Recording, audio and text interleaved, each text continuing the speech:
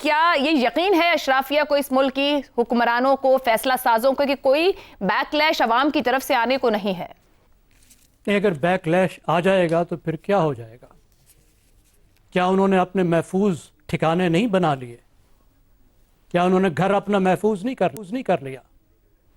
اپنی نسلوں کو محفوظ نہیں بنا لیا؟ وہ چلے جائیں گے بہتر جگہوں پہ، آپ اور میں بھگتتے رہ جائیں گے۔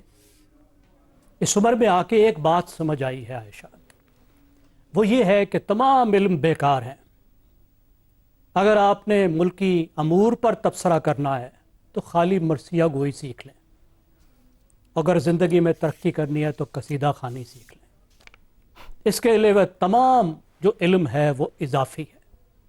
اب آپ جن لوگوں کی بات کر رہی ہیں جو ہماری اشرافیہ ہے، جب تک ایف بی آر ان کے دولت کے بارے میں ہمیں بتاتا رہا ہے تو کیا ہم دیکھتے نہیں رہے کہ جو حکومت میں آتا ہے 5 سال میں اس کی دولت دگنی ہو جاتی ہے؟ کرونا کے سالوں میں بھی، جب شاید ہی کوئی پاکستانی ہوگا جس کی دولت آدھی نہ ہو گئی ہو۔ ان کے اپنے کاروبار جو ہیں دن دگنی چوگنی ترقی کرتے ہیں، اور جو قومی کاروبار ان کے ہاتھ میں ہیں ان کی حالت یہ ہے کہ وہ 1000 ارب روپے سالانہ کا گھاٹا کرتے ہیں۔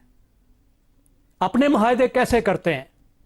زبردست قومی معاہدے کیسے کرتے ہیں کہ جو معاہدہ کرتے ہیں وہ قوم کے گلے پڑتا ہے، ہزاروں ارب روپے کے گلے پڑتا ہے۔ آپ نے ریکوڈک کا معاہدہ دیکھا انہوں نے کیا کیا؟ کتنے بلین ڈالر ٹھگ گئے قوم کو۔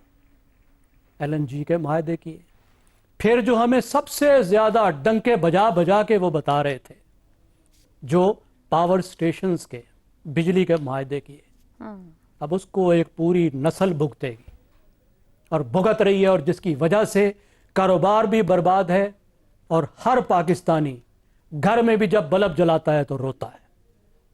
پاکستان میں غربت سے نکلنے کے لیے، اور جو 30 لاکھ لوگ آ رہے ہیں ہر سال امپلائمنٹ کے لیے، ان کو نوکریاں دینے کے لیے 6% سے زیادہ کی ترقی چاہیے۔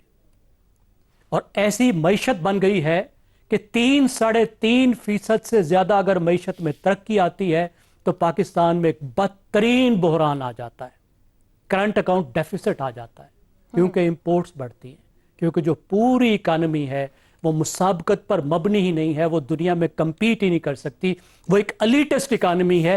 وہ بنی اس لیے ہے کہ پاکستان کی الیٹ اس میں سے دولت نکال سکے، وہ اس لیے بنی ہی نہیں ہے کہ پاکستان اس میں سے دولت کما سکے۔